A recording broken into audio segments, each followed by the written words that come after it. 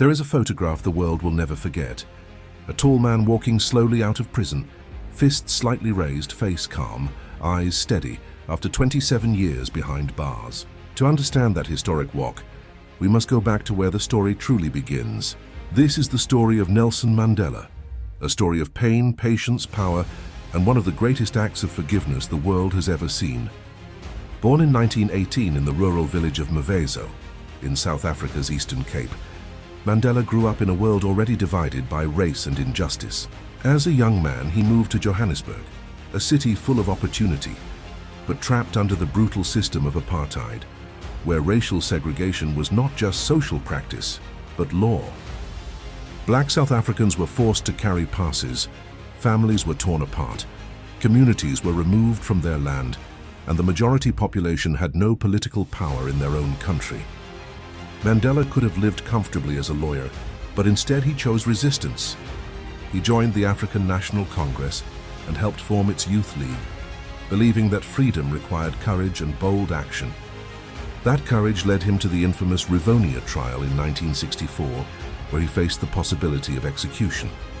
Standing in court, knowing death was a real possibility, he delivered words that would echo across history, declaring that he had fought against both white and black domination and cherished the ideal of a democratic and free society, an ideal for which he was prepared to die.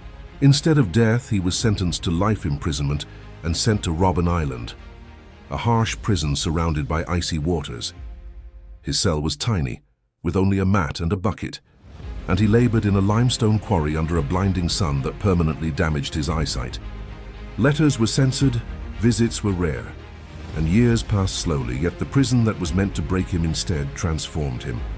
Rather than surrender to bitterness, Mandela chose discipline, study, and reflection. He even learned Afrikaans, the language of the regime that imprisoned him, believing that understanding his opponent was key to negotiation. Over 27 years, he evolved from a fiery revolutionary into a patient and strategic leader. While outside the prison walls, the world began chanting his name.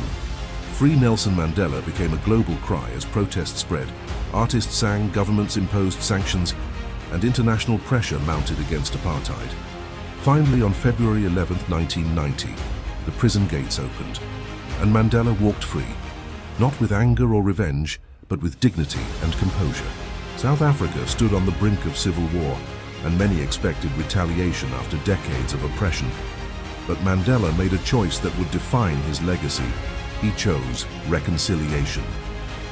In 1994, during South Africa's first democratic election where all citizens could vote, he became president and formed a government of national unity, inviting former adversaries to help build the nation.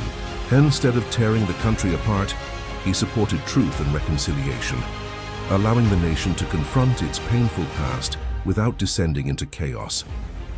One of the most powerful symbols of his leadership came during the 1995 Rugby World Cup, when he wore the Springbok jersey, once a symbol of division, uniting a fractured nation in a single moment of shared pride. Mandela understood that resentment only prolongs suffering, and that true leadership lies not in revenge but in vision, forgiveness, and courage. From prisoner number 46664 to the first black president of South Africa and a global symbol of peace, his life proves that no prison can confine an idea whose time has come. His journey reminds us that Africa does not just endure history. Africa shapes it, produces leaders of extraordinary resilience, and rises even after the darkest nights. If this story inspired you, and you believe Africa's heroes deserve to be celebrated and remembered, don't forget to subscribe to Africa Rise for more powerful stories of courage, leadership, and transformation. Because Africa is rising, and the world needs to hear her stories.